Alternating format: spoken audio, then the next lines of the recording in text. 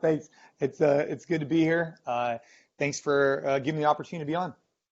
Man, I was just telling you a second ago that I think everyone out there will be happy to hear you talk and this conversation comes at the perfect time because the fitness industry is changing and we've gone through a lot of stuff and I hear from a lot of box owners and I hear that they're having difficulties facing these troubled times and but you know here in Barcelona and here in Spain, we see things changing constantly. How are things? How are things in California or where you are? Yeah, in the United States, in California. So we have locations globally. So we've had to try and stay on top of what's occurring in multiple different countries.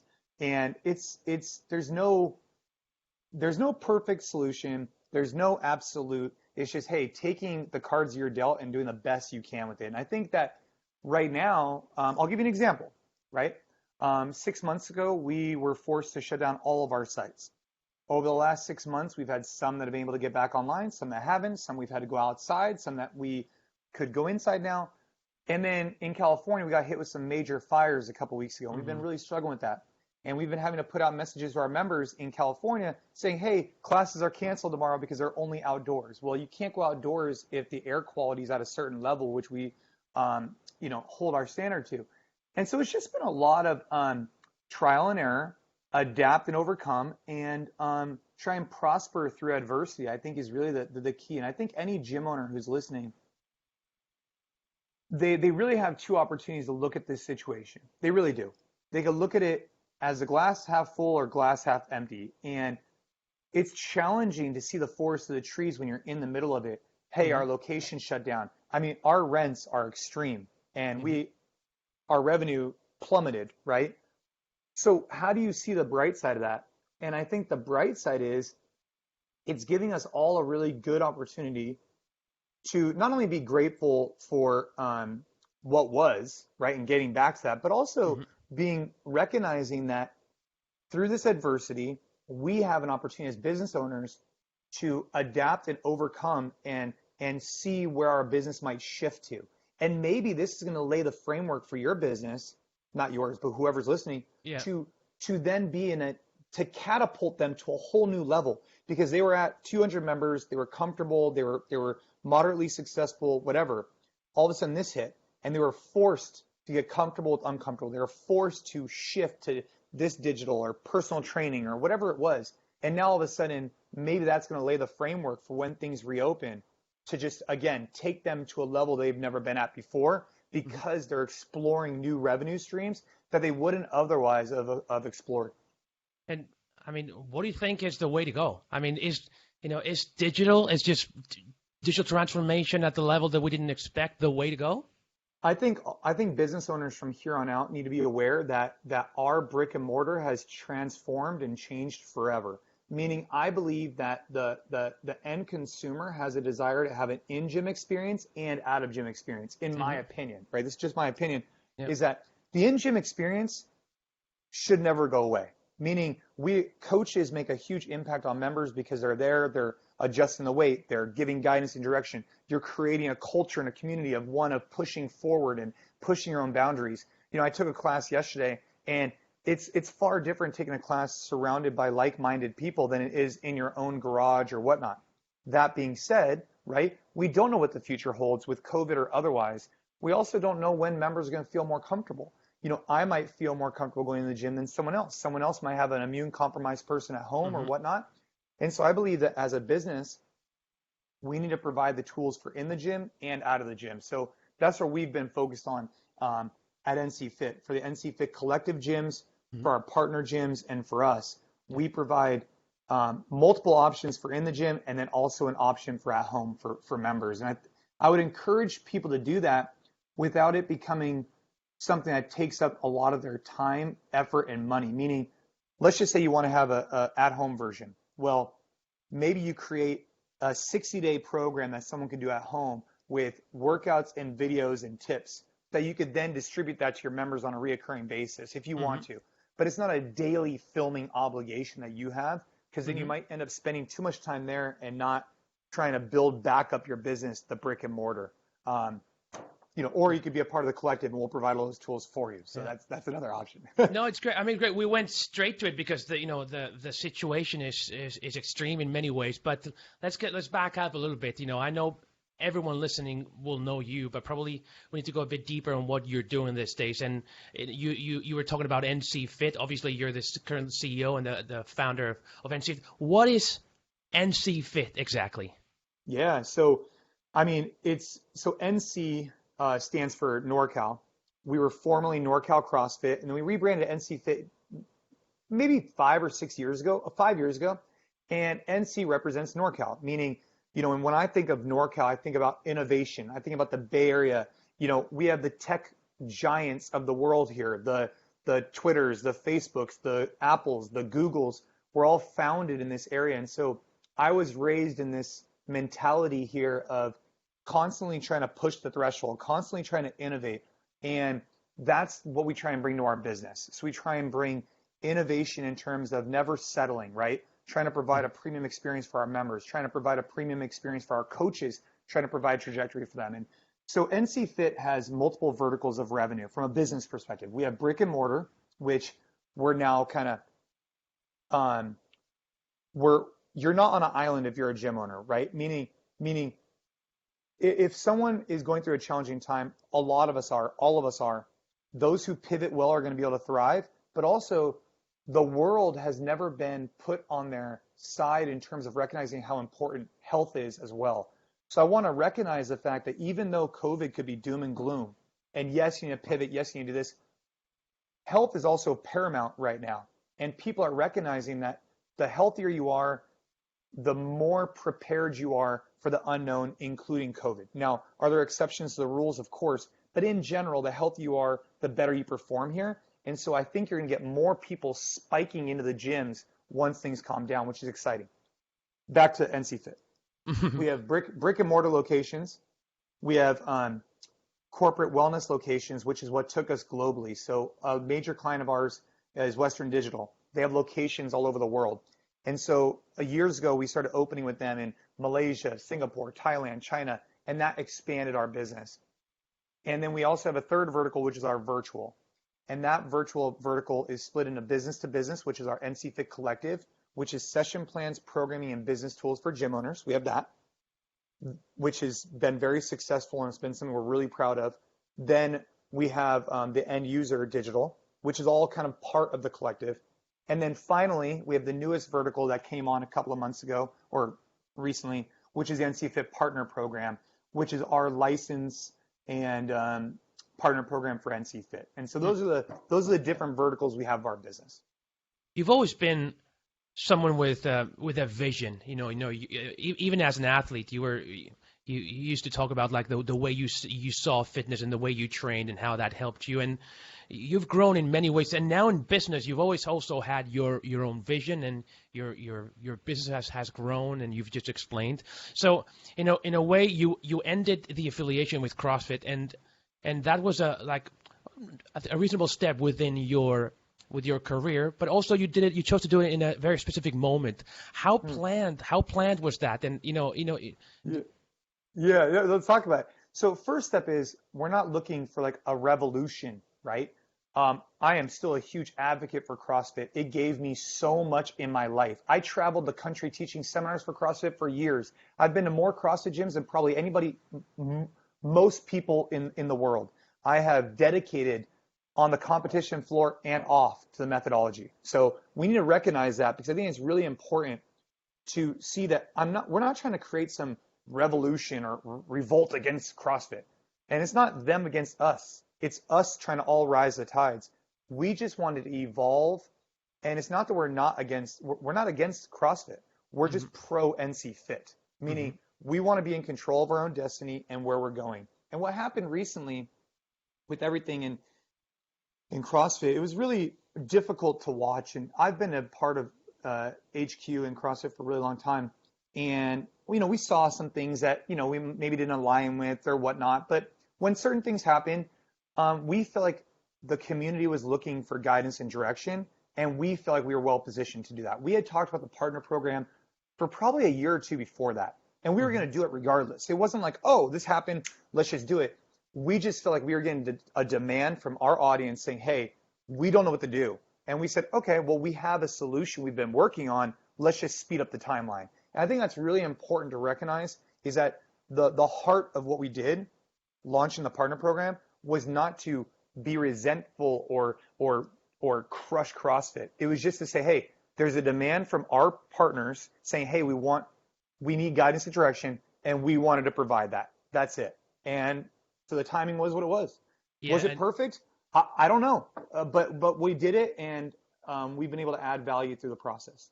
And I'm sure you're helping many boxes in many ways, as you've done over the years. And what is the most common mistake business-wise that you see boxes and CrossFit boxes doing these days? I mean, what is that one thing that you constantly see that could be improved and that would have a very sort of impact in their business?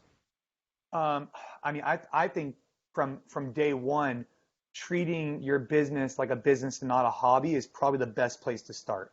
I think that at times we all got into this because we were passionate about fitness, we were excited about it, we wanted to coach. But owning a business and coaching are two very different things, right? You could be a very good chef, you could love to cook, phenomenal chef, but it doesn't mean that you're going to understand the front end, all the different pieces of running a restaurant. And I think that's really important in the fitness space, is that you could be an excellent coach and really love that.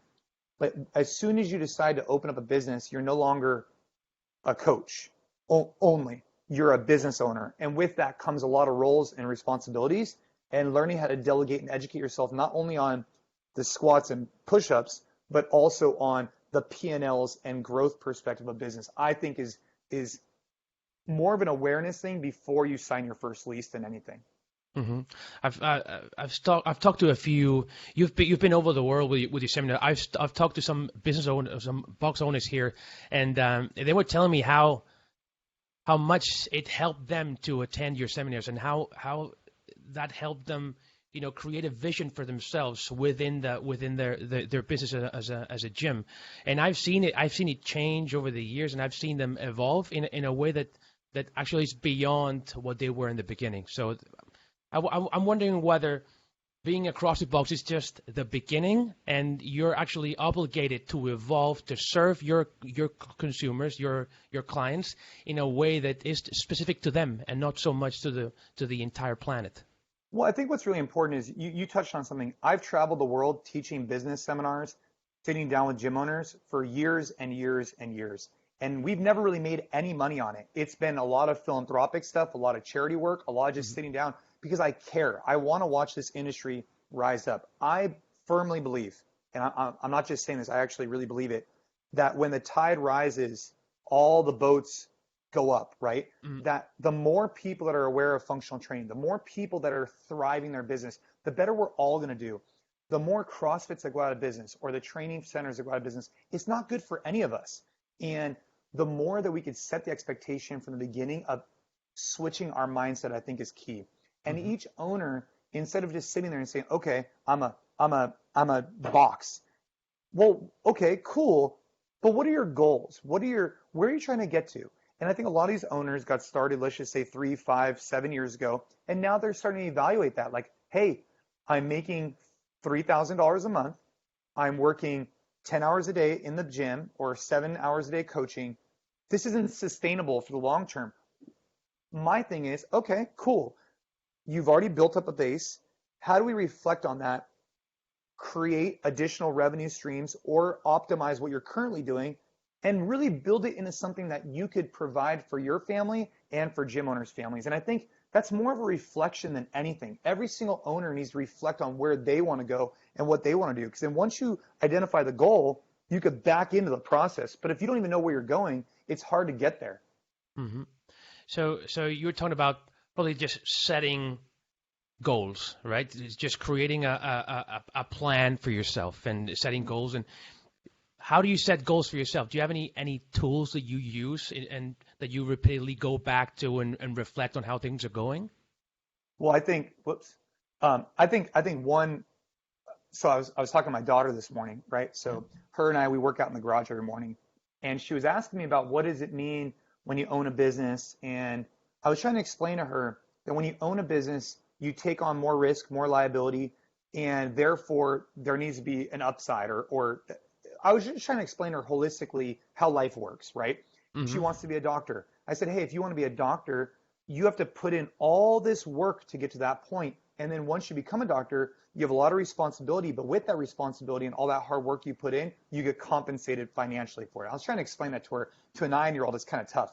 But one of the things I told her as I'm sitting there on the assault bike with her, I said, Ava, I don't care what you do in your life, right? You could find any profession that makes you happy, as long as when I ask you when you're 30 years old, do you believe you're reaching your potential? If you say yes, then we're good.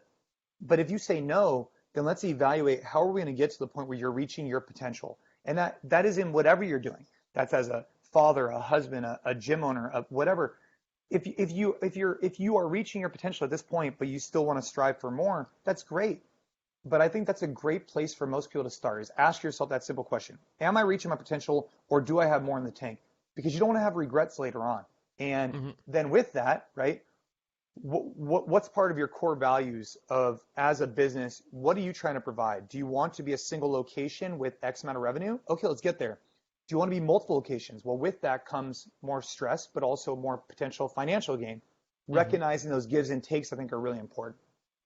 And trying to find actually, yeah, what's going to make you ultimately happy as a person as well. Exactly. 100%. Am I reaching my potential? Is this going to make me happy? The biggest thing that I have going for me, not the biggest thing, I shouldn't say that, but one of the best things that CrossFit taught me a lot, competing in CrossFit taught me a lot about overcoming adversity, about putting myself out there. And there's someone who wins and someone who loses. And that's okay. It's okay to put yourself out there through competition, because that's ultimately the way that you could grow as a person. But what it also taught me was that when I was done, I asked myself a question. I said, did I reach my potential in the sport of CrossFit? And I got out of the sport of CrossFit, not necessarily, I don't want to say by choice, that's not fair, but life happened, and I needed to make a decision to stop competing. Mm-hmm. But I'm glad that every year, every day, every training session, I asked myself, am I reaching my potential? Because then when it did time for me to give up the sport, I have no regrets about it. That's really something that I find valuable. Interesting. I mean, let's talk about the sport. I mean, I've been Sure. I've been a huge fan of yours for many years. So I'm going to try not to be on fan mode for the rest of the conversation. But Okay. but next week we have the first part of the games, the online part. Are you excited? Yeah, I mean, look, I have mixed feelings about it. I think that what they're doing is excellent. I do. I think it's a really cool idea. M- It's just going to be a different CrossFit Games. I personally think that what they could have done is just said, hey, we're going to do the CrossFit exhibition, event, and it could have been a little bit different instead of calling it the CrossFit Games, because that normally comes with a certain, criteria and whatnot. But I'm excited nonetheless. Like, I want to watch my friends do well, and I want to watch them go compete in Aromas, and I want to see how that goes. I mean, it's exciting. I mean, the way I see it is like we wanted something to happen. I don't know what and what makes sense, but I feel that something happening will help us just feel a bit better about the whole thing. But Yeah. and aromas, aromas really well. So I guess that must have bring some good memories from the past. Oh yeah, I've gone to Aromas a lot of times. I mean, it's a very unique space, because at that location you could inflict a lot of pain on someone through fitness. Yeah, there's a lot of opportunities there, and so you know I'm excited for when they get there. But for me, as an individual, my personal perspective has really shifted over the years, and I don't know if that has for other people. It started off as in 2006, 7, 8. I was just learning about the sport, just growing. Then it became a huge part of my life from 2000, 6, 7, 8, 9, 10, 11, 12, 13, 14, 15, competing. And Hmm. it became part of how I identified. It became a key component to what I was thinking about almost all day, every day, is how am I going to compete and how am I going to win? That's what I was thinking about. And my perspective has shifted now, where it's more like, how do I allow fitness to be something that contributes to my life in a healthy way? De-stress, spend time with the family, be able to go do things with the kids and not get out of breath. And so because my mindset has shifted, I'm not necessarily as invested in the sport, right? Hmm. Whereas I used to know, like I couldn't tell you the competitors. I couldn't tell you the 30 male competitors, right? Hmm. Whereas when I was competing, of course I could. But now just things have shifted. That's all. And I think Yeah. it's healthy to recognize that. And probably having such a big business and a family that probably has affected that level of priority in your life, of course. But Yeah, and I wish them all the best, and I want to watch a successful competition, and I'm proud of them thriving and going forward. It's just not, it's no longer as high on the priority list for me. of course, you won in 2008, and probably I remember I think if anybody listening has seen the Every Second Count documentary, it's just amazing the moment. There are two things that I really liked. One was seeing Spieler, perform with the With headphones the on. headphones on, yeah. And I just I would like to see that again, like someone competing with those headphones, not just earphones, or they were like really really 80s, right? Well, yeah, because so he has cauliflower ear from wrestling for so many Of years, course. and so he wears those. And then the cameras were following Josh Everett and Chris, and then someone in the very corner wins, and that was you. Yeah, that was a good day. I mean, that was a lot of fun. I mean, like I said, over the years, I think it's really important to recognize that even though NCFIT and our business have decided to kind of pursue our own path for a variety of different reasons, it doesn't take away all the memories and all the amazing things that I've done through CrossFit. Like big memories in my mind, obviously winning in '08 was a big deal. Falling flat on my back in '09 and learning how to overcome that and move forward was a big learning lesson. Competing, in New Zealand and learning my first haka, or getting back on the podium in 13, 14, or winning Team USA for the first time. Mhm. These are memories that are embedded in my brain for the rest of my life, and I'm Mhm. forever grateful for being able to have those. I learned a lot about myself through all those experiences. And to give people some perspective, I remember I went to the games. I think it was 2014. You ended up second, but it was the year you were battling it out with Rich for the entire weekend, Oh yeah, right? 2013. 13. And I was, you talked about like how much you've learned with CrossFit and just overcoming just everything that a workout has. And I was staying at the same hotel you were staying with the Icelandic crew, and I Oh remember yeah. like, so I was there the entire day at the games. I was having a great time, and I used to go back to the hotel. I was extremely tired, and one day I remember we almost arrived at the same time. We were in our car, you were in your car, but you had competed for the entire day, and you walked back to your room very slowly, like very slowly, as in you were like destroyed. I don't know if that's something you did, but I really felt like, fuck, this must be hard for these guys. I mean, how brutal is it to compete at the games? It was brutal, especially those years. You had the burn and run, and you had different events, and uh, I mean, it was brutal. I mean, some days were harder than others, right? There was really good days and really bad days, and I've had some really great days where you get out of the car and you're feeling, you feel like you got beat up, but still able to move and function. And I have other days where I've had to have my wife carry me, like not carry me, but like actually help me, or I've been literally like kind of like carted places because of how beat up you are, because you put everything into it. And so when you do that, it just it beats you up in a way that you can't describe, because and you almost it's yeah, man. I mean, it's really crazy. It's It, it's it looked crazy to yeah. me. I mean, I got some perspective then because I was tired just by being in the stands and screaming and having some beer. Yeah, And then you yeah. were walking back to your room and you really looked tired. I mean, you looked destroyed, or at least it looked that to me. And I was like, this guy needs to wake up tomorrow again to do the same thing, and it's still not over. Um, Yeah, I mean, like one year before the Kemp Pendleton event, I mean, I probably slept like 2, 3 hours because the bus left at 3 or 4 in the morning. And I was so nervous and so anxious. And then after that event was just wrecked. I mean, just wrecked. Just, mhm. it's not even like sore. You're just hurt too. Like Yeah. your hands are wrecked, your feet are wrecked. And it's moments like that that it makes you appreciate when get through it and you overcome that, and you go out there and you want to compete. And But that's a funny story that you just shared because there's no cameras, right? There's no cameras. There's no social media. It's just me, like, just getting my ass kicked and then walking to a room and recovering. And it wasn't for show. It was just the way it was. And that's the way all the athletes feel, you know, whether people realize it or not.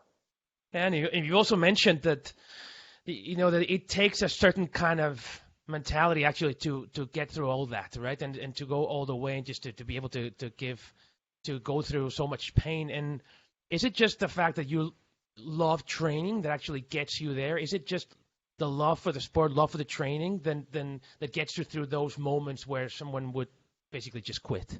Yeah, at the time, that's exactly what it was.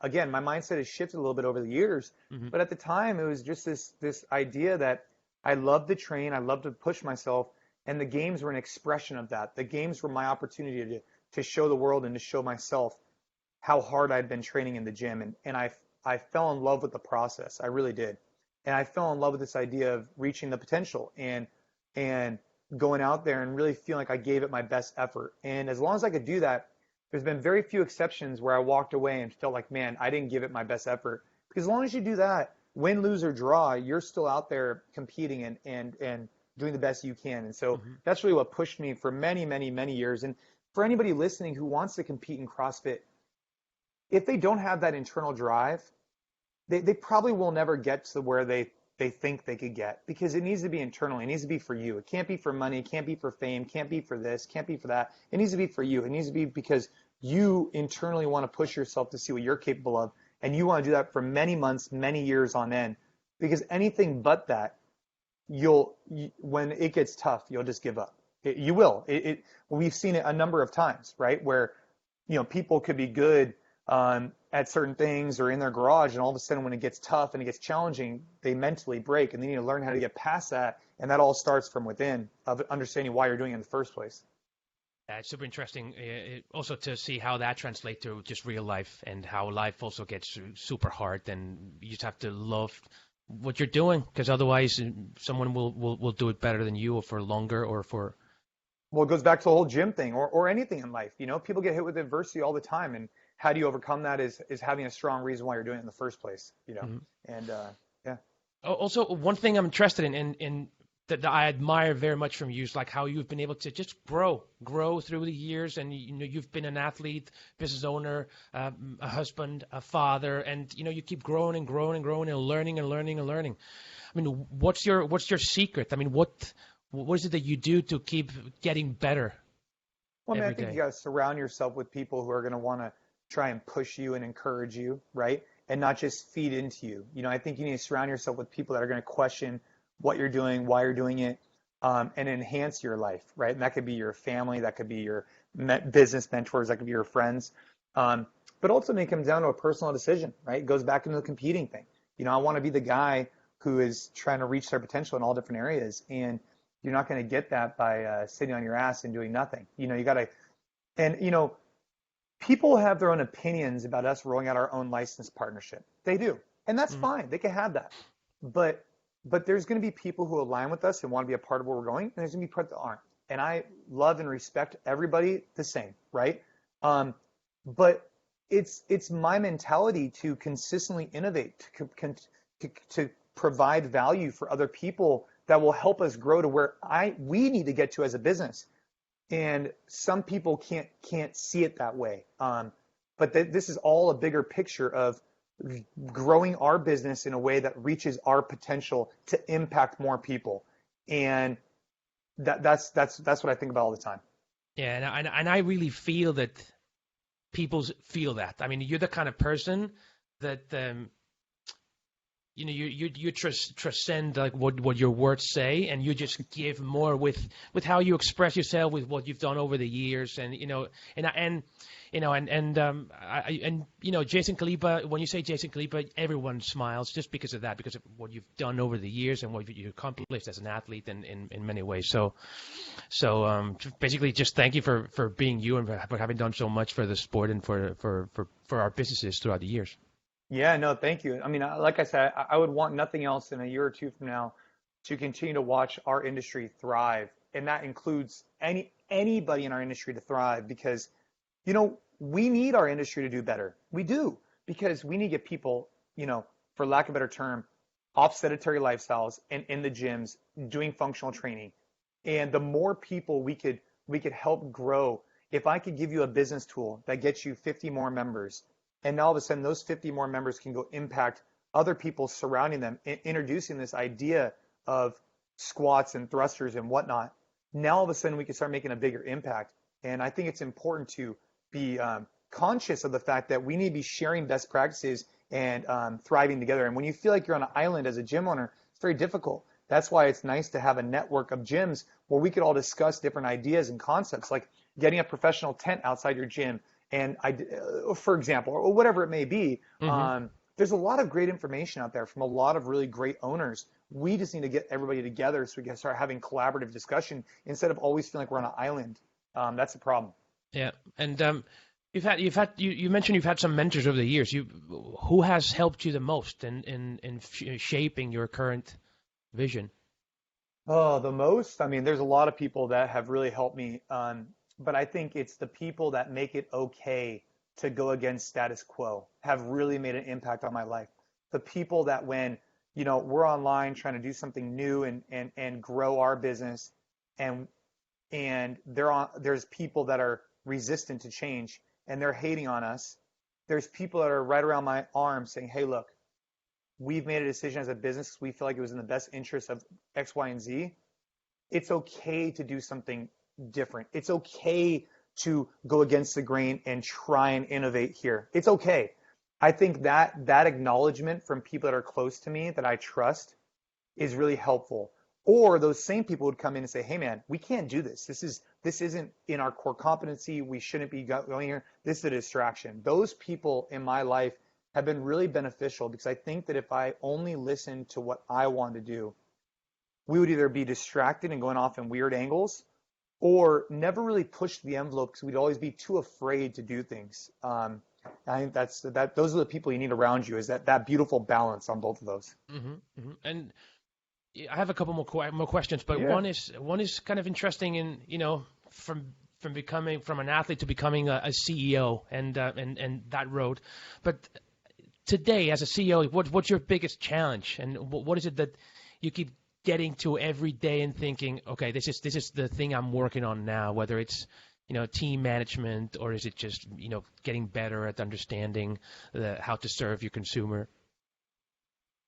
I think right now it was getting the right people on the bus and the right team. I feel really confident in our team right now. Our team is rocking, and I think for any owner, it's really important that you need to have your full team moving in lockstep together. You don't need a big team. I thought for a long time more was better.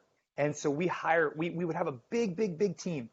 And I think part of that was my ego, to be honest. Like the more employees we got, it felt good to say, hey, we have 150 employees, right? Or whatever it was, right? It made me feel, whether I subconsciously or consciously realized that, it was part of it. Now it's more like, hey, let's have a smaller team that makes a bigger impact so we could support them more and support the greater community. And so the team is rocking. I think the thing that I struggle with the most, goes back to what we were just talking about, actually. Probably more of a confidence thing, is having confidence that we are doing the right thing, that it's really easy to allow a vocal 10% of the world to impact the decisions you make as a founder and a CEO. But I think that in your heart, you need to recognize, where are you going and why are you going there? And you're going to have haters, and it's okay, because in your heart you have a why, you have a strong conviction for where you want to go.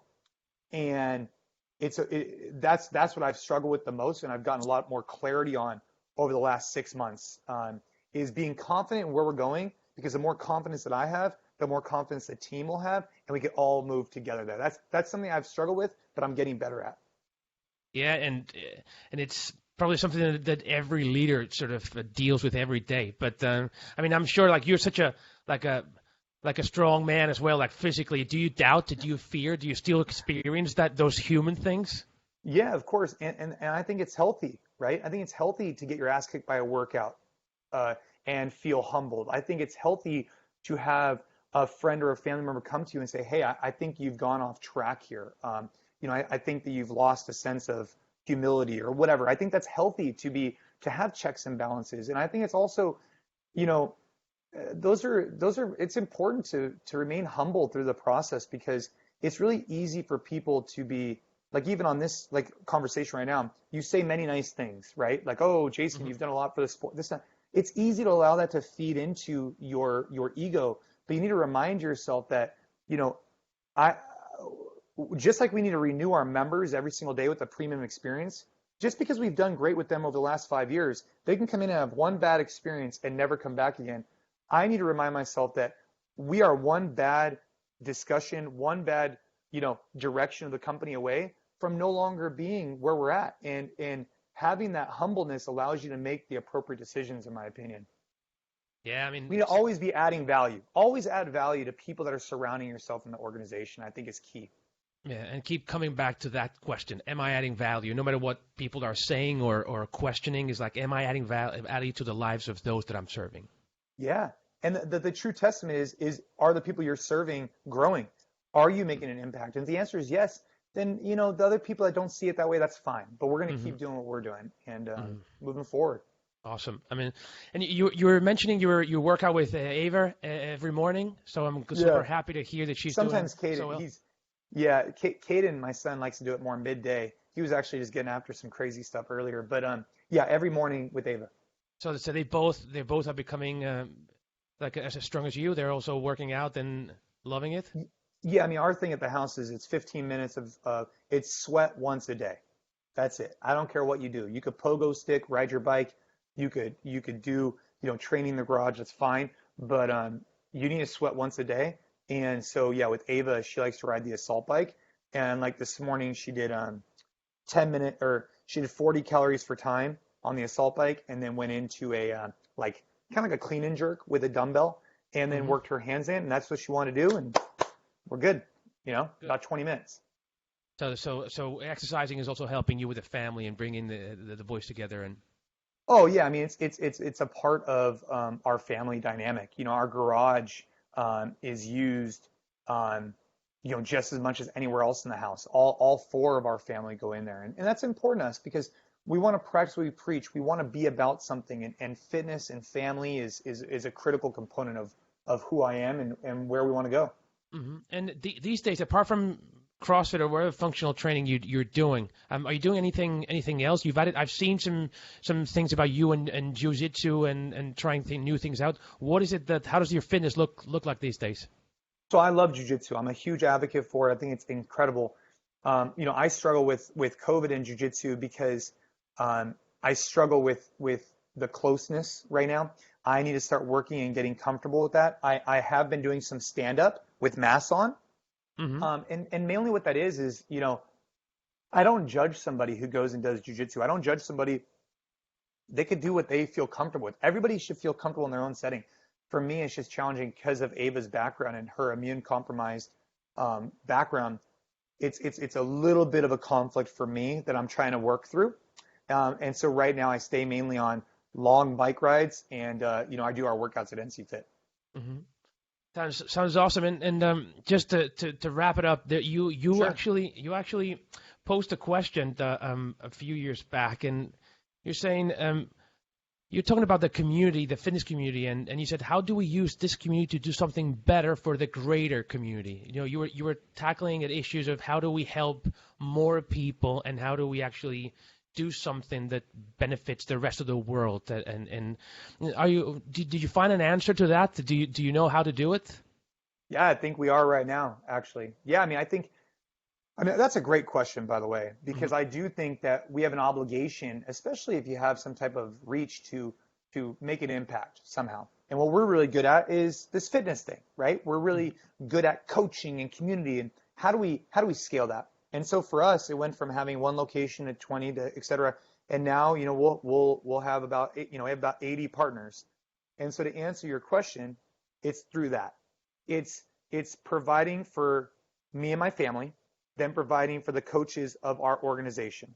If we could provide for as many coaches as possible, we're now reaching as many members as possible because it's a trickle-down effect.